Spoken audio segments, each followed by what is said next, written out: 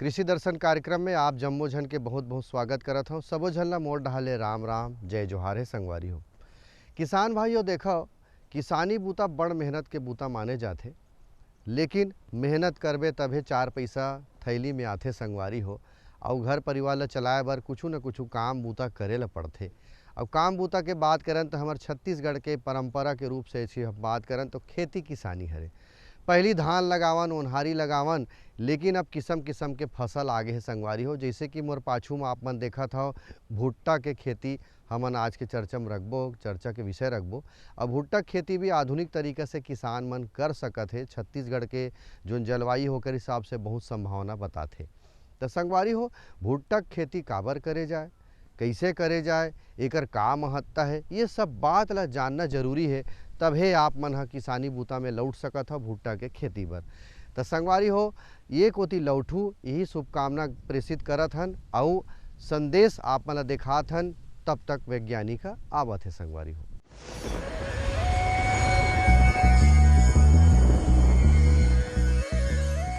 प्रधानमंत्री मत्स्य संपदा योजना माननीय प्रधानमंत्री महोदय द्वारा जुलाई 2020 से इसको लागू किया गया था।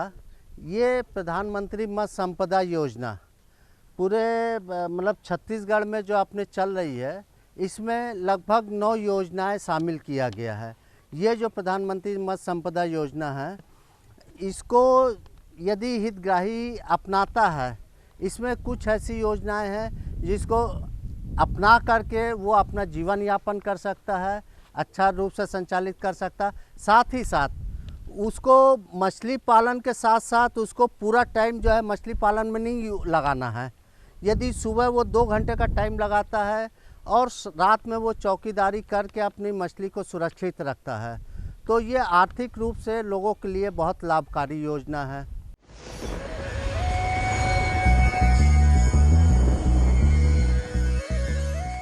तो किसान भाइयों, भुट्टा के आधुनिक खेती बर हमन वैज्ञानिक इंदिरा गांधी कृषि विश्वविद्यालय के प्रमुख वैज्ञानिक डॉक्टर महेश चंद्र भामरी जी ला बुलावत हूँ। और सबसे पहली सवाल आप मन डाले कि छत्तीसगढ़ के जो जलवायु है ओकर हिसाब से छत्तीसगढ़ में भुट्टा के खेती के संभावना कतका है और भुट्टा के का महत्व है, का उपयोगिता है हमार छत्तीसगढ़ में। आओ जानकारी लेथन भामरी जी से। मक्का, जिसको कि यहाँ पे हम भुट्टा भी कहते हैं, ये एक ऐसी फसल है जिसके की अपूर्व संभावनाएं हैं और छत्तीसगढ़ में ये बहुत से क्षेत्रों में हो भी रहा है और लगातार इसकी खेती धीरे धीरे बढ़ रही है।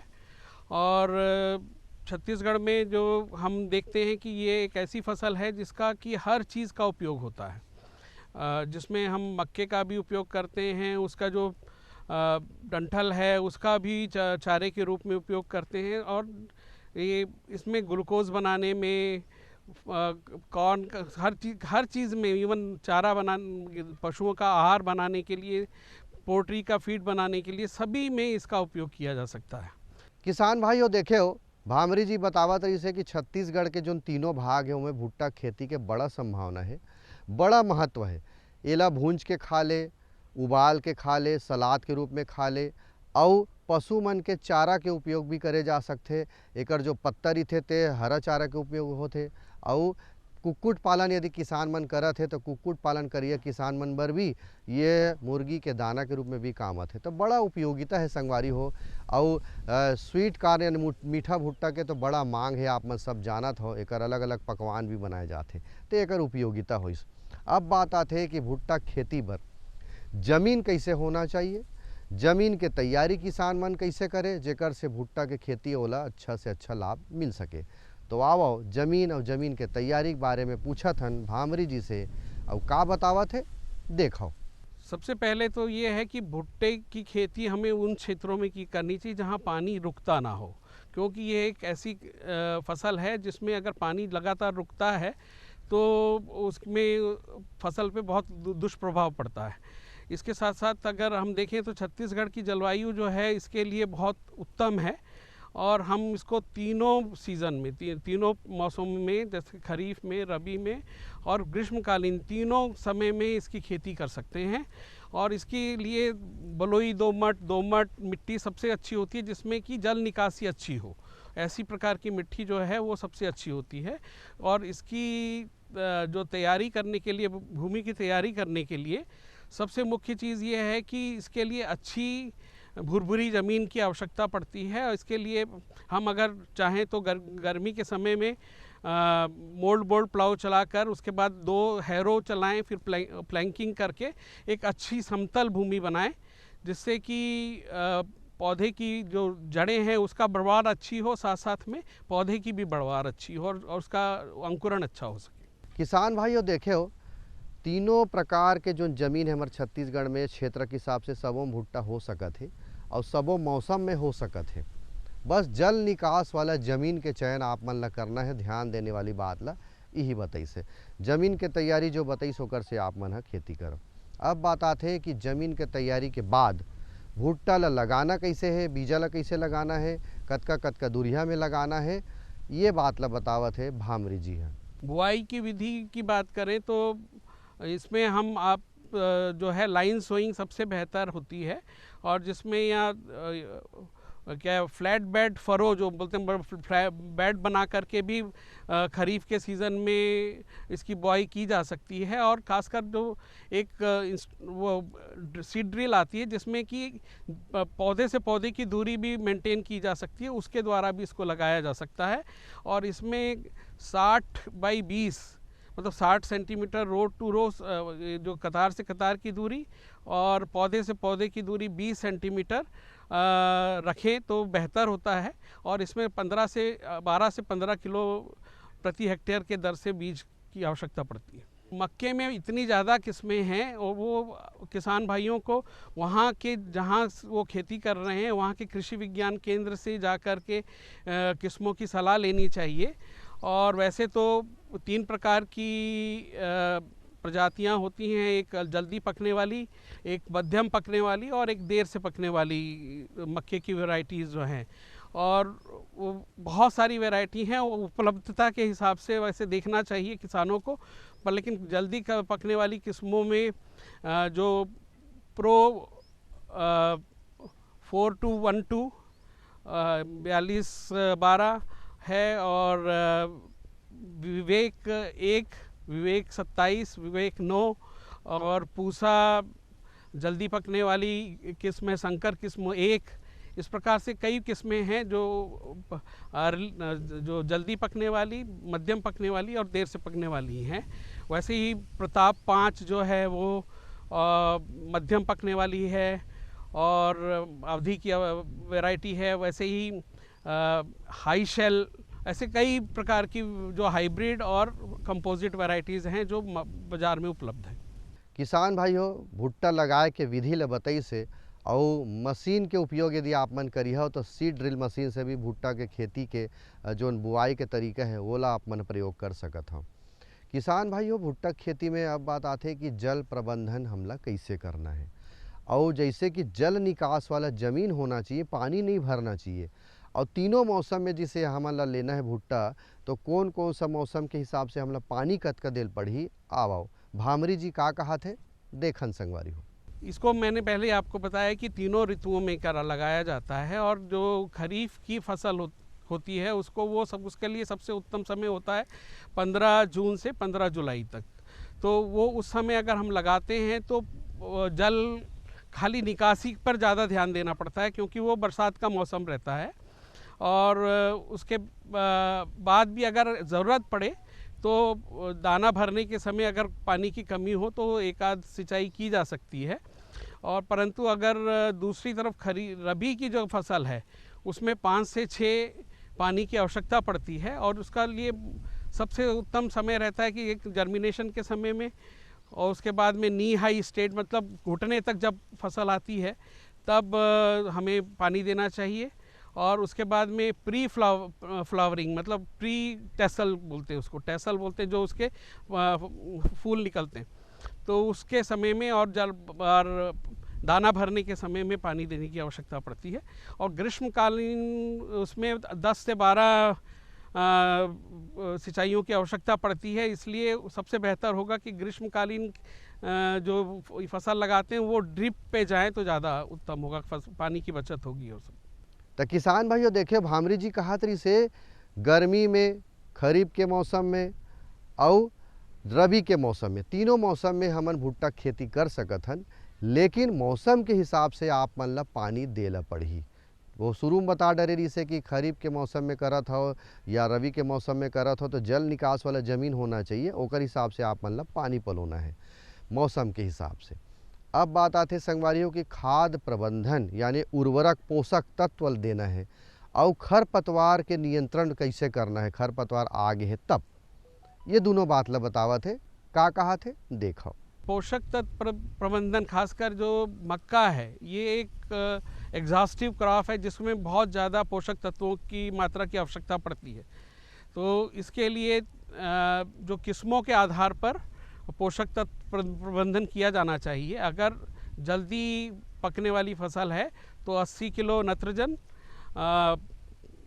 40 किलो स्फुर और 30 किलो पोटाश की आवश्यकता पड़ती है।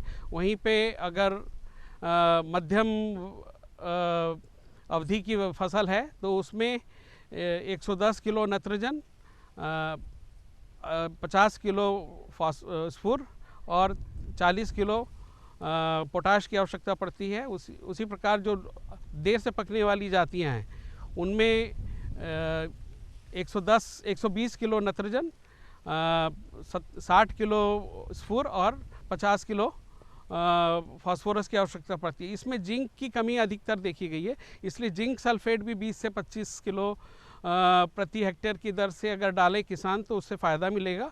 और इसमें जो नत्रजन है उसका 1/3 भाग और जो स्फुर और पोटाश है उसको लगाते समय ही, बुआई के समय ही डालना चाहिए। और बची हुई 1/3 मात्रा और जो है वो टेस्लिंग की प्री फ्लावरिंग स्टेज पे और एक नी हाई स्टेज, पहले नी हाई स्टेज पे और दूसरी टेस्लिंग प्री फ्लावरिंग स्टेज पे डालना चाहिए किसानों को।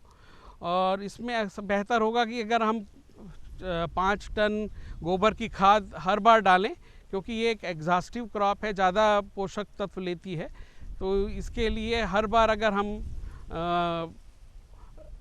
गोबर की खाद का उपयोग करते हैं 5 टन प्रति हेक्टेयर की दर से, तो फसल पे उसका बहुत अच्छा प्रभाव पड़ता है।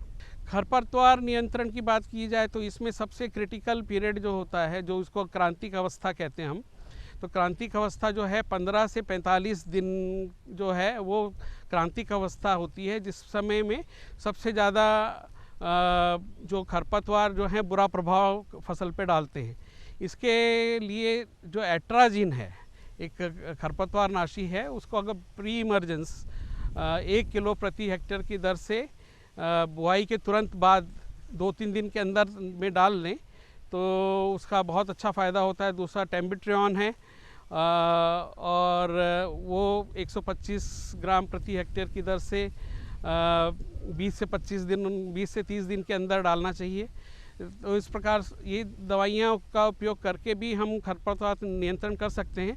अगर एकीकृत खरपतवार नियंत्रण की बात करें तो बेहतर ये होगा कि एक एट्राजिन प्री इमरजेंस और उसके बाद एक हैंड वीडिंग 35 से 40 दिन पे अगर हम करते हैं हाथ से खरपतवारों का नियंत्रण, तो वो बेहतर हो पाए।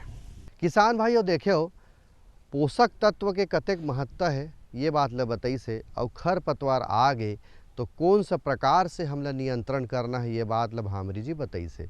किसान भाई हो बेरा हो गए एक ठन विराम के, मैं लेत हूँ विराम, ते में देखाओ संदेश। ये लो और बताओ। बस। अरे ये क्या भैया जी, बस इतनी सी रासायनिक खाद? किसानी छोड़ रहे हो क्या? किसानी नहीं, नादानी छोड़ रहे हैं। मिट्टी की जांच कराई है, अब तो लालाजी जितनी जरूरत है उतने ही उर्वरक खेत में डालेंगे। हाँ किसान भाई आज ही अपने जिले की नजदीकी भूमि परीक्षण प्रयोगशाला में मिट्टी की जांच जरूर करवाएं और मिट्टी में पोषक तत्व, नमी व पौधे के विकास को देखते हुए केवल जरूरत के अनुसार ही पोषक तत्व डालें। और हाँ, मिट्टी में गंधक, जस्ता, बोरोन जैसे सूक्ष्म पोषक तत्वों का पता लगाना भी न भूलें। उर्वरक और जैविक खाद के सही उपयोग से भूमि का उपजाऊपन बनाए रखें, उत्पादकता बढ़ाएं, खर्चा घटाएं और बहुमूल्य विदेशी मुद्रा बचाने में भी सहयोग दें। और हाँ, धीमी गति से नाइट्रोजन उपलब्ध कराने वाले उर्वरकों जैसे नीम लेपित यूरिया को प्राथमिकता दें और यूरिया का पत्तों पर छिड़काव करें। अरे वाह, तू तो सचमुच समझदार हो गया। अधिक जानकारी के लिए संपर्क करें जिला कृषि अधिकारी या किसान कॉल सेंटर। मेरे साथ बोलो ए बी। अरे नादान, बच्चे को एबीसी सिखा रहा है। अरे काम धंधे की एबीसी तू कब सीखेगा? ये देख विज्ञापन। तेरे जैसे कृषि विज्ञान सीखे हुए युवाओं के लिए भारत सरकार के कृषि मंत्रालय ने एक योजना बनाई है, ACABC। ACABC? जी हाँ, ACABC यानी एग्री क्लिनिक्स और एग्री बिजनेस सेंटर। इसके तहत कृषि विज्ञान पढ़े युवाओं का चयन होने पर उन्हें मुफ्त ट्रेनिंग दी जाती है और हाँ, अपना कारोबार चलाने के लिए बैंक से लोन भी मिलता है। इसके साथ ही अगर युवा अपने इलाके के किसानों की खुशहाली के लिए उन्हें खेती बाड़ी व अपने कारोबार से जुड़ी लाभदायक जानकारी देते रहेंगे तो उन्हें लोन पर 36 से 44% तक की सब्सिडी भी मिलेगी। तब तो मैं जरूर सीखूंगा काम धंधे की ABC। शाबाश, चलो अपनाएं स्वरोजगार, खेती में हो विकास अपार।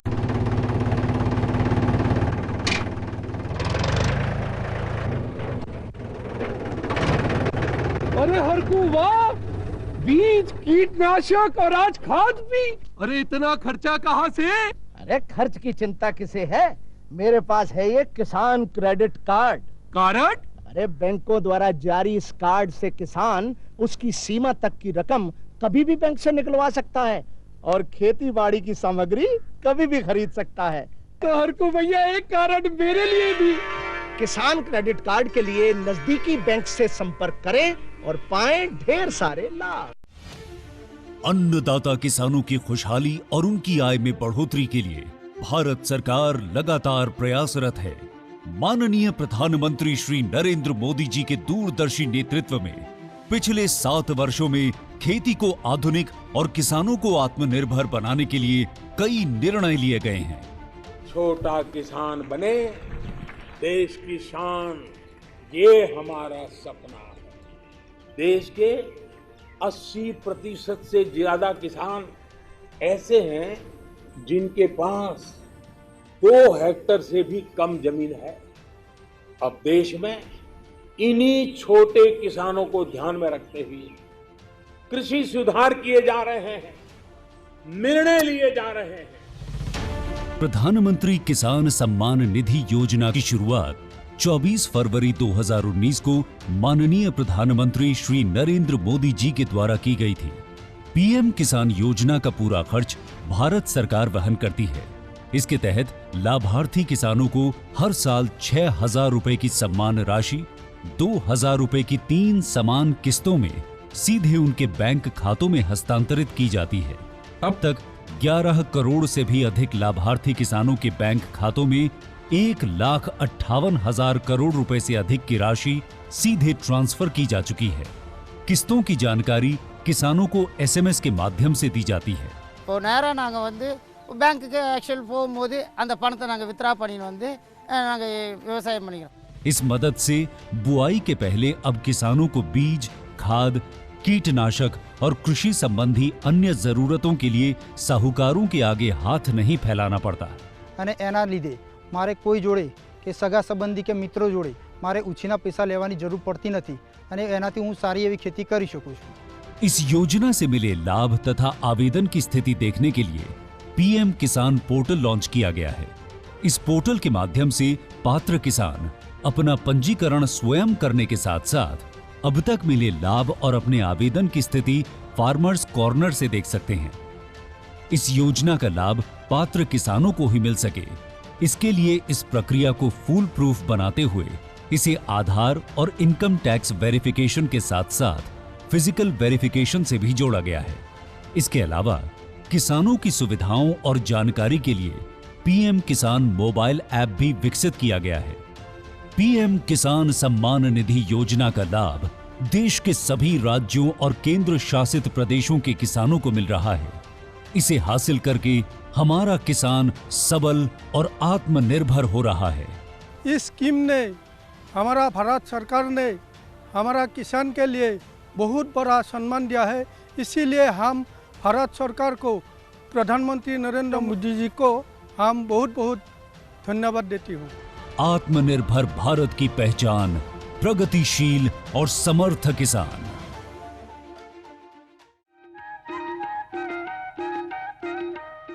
संदेश के बाद पुनः एक भाव आप मन के बहुत बहुत स्वागत करत हो संगवारी हो। अब बात आथे कि भुट्टा के खेती में कोनो प्रकार के समस्या आथे का, जैसे व्याधि है, रोग है, बीमारी है, कीड़ा मकोड़ा है, का आथे और ओकर निराकरण कैसे करे जाए, बीमारी या कीड़ा मकोड़ा लग गया तब का कहा थे देखन। सबसे बेहतर तरीका होता है कि अगर व्याधि, खासकर जो डिजीज़ हैं या बीमारियां हैं, उनके प्रकोप से बचने के लिए बीजोपचार जो है एक अच्छी विधि है। हमेशा बुआई से पहले बीजोपचार करना चाहिए और इसके लिए कार्बेंडाजिम नाम की एक दवाई आती है, 2 ग्राम प्रति किलोग्राम बीज की दर से इसको ट्रीट करें। साथ में PSB और एजोस्पेरिलम, इससे भी हम 5 से 10 ग्राम प्रति हेक्टेयर की दर से प्रति किलो बीज की दर से उपचारित कर सकते हैं, जिससे कि जो ज़मीन से उत्पन्न होने वाली या बीज जनित जो बीमारियां हैं वो कम हो जाती हैं। और इसके साथ साथ जो एक कीट आज की डेट में जो सबसे ज़्यादा आ रहा है, फॉल आर्मी वर्म के कंट्रोल के लिए जैसे ही वो अगर आप उसके लक्षण देखते हैं तो सबसे पहले आप जैसे एक जैविक कीटनाशी के रूप में उपयोग किया जाता है, जिसमें नीम सीड कर्नल एक्सट्रैक्ट कहलाता है। तो वो उसका मतलब नीम के बीजों का से निकाला हुआ एक्सट्रैक्ट, जिसको कि अगर 5% की दर से अगर हम उपयोग करते हैं तो इससे लाभ प्राप्त होता है। और एक और दवाई अगर वो नहीं है तो रासायनिक दवाई में एजाडिक्ट्रिन वो दवाई का उपयोग कर सकते हैं। इसमें 5 ml प्रति लीटर पानी के हिसाब से छिड़काव करें तो बेहतर रिजल्ट आते हैं। किसान भाइयों देखे हो, भुट्टा खेती में कीड़ा के बात ल बतावत रही से और ओकर निराकरण ला भी बताई से। तो जो भी समस्या आथे वो समस्या से बाँचे बर सबसे पहले एक मुख्य बात और बतावत रही से कि फसल लगाए के पहली आप मन बीजोपचार कर लेवो।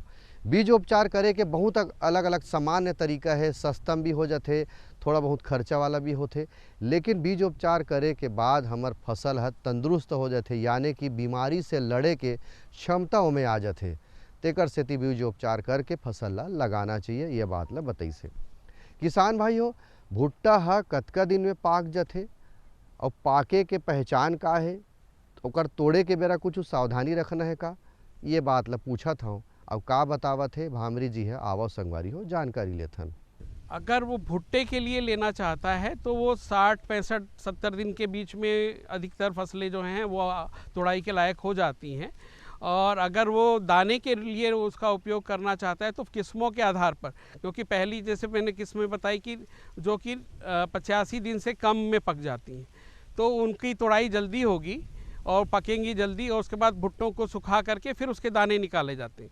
और अगर भुट्टा बेचना है तो फिर वो हरे जब भुट्टे रहते हैं, दाना भर जाता है पूरा, तब उसकी तोड़ाई करके बेचना चाहिए। किसान भाइयों देखे हो, भुट्टा के खेती यदि आप मन करत हो तो अगेती किस्म के लगाए हो या पछेती किस्म के लगाए हो या देर से पकना वाला फसल लगाए हो, ओकर हिसाब से आप मन ला तोड़ाई करना है।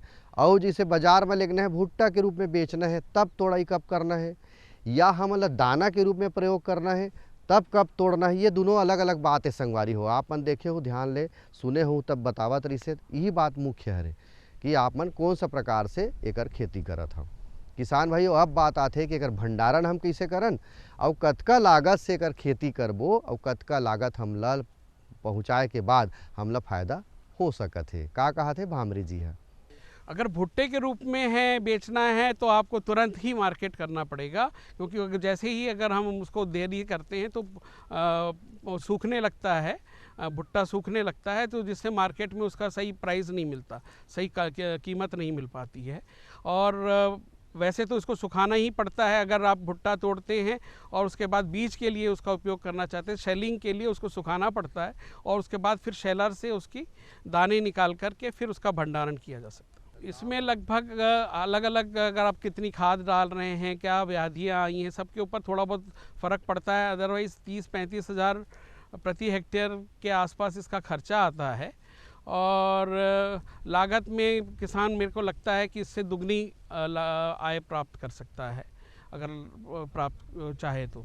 और एक और चीज़ ध्यान रखने वाली है कि क्योंकि ये मक्के की फसल है और इसमें ज़्यादा पोषक तत्व लेती है क्रॉप, तो रोटेशन में कोई भी लेग्यूम या जिसको बोलते हैं दलहनी फसल ज़रूर लेनी चाहिए ताकि भूमि की उर्वरा शक्ति बनी रहे। अवैया बेरा एक नवा विषय के संग आपन संग गोड़ बात करे बर फेर आहूँ संगवारी हो। तब तक मोला देवा विदा। राम राम।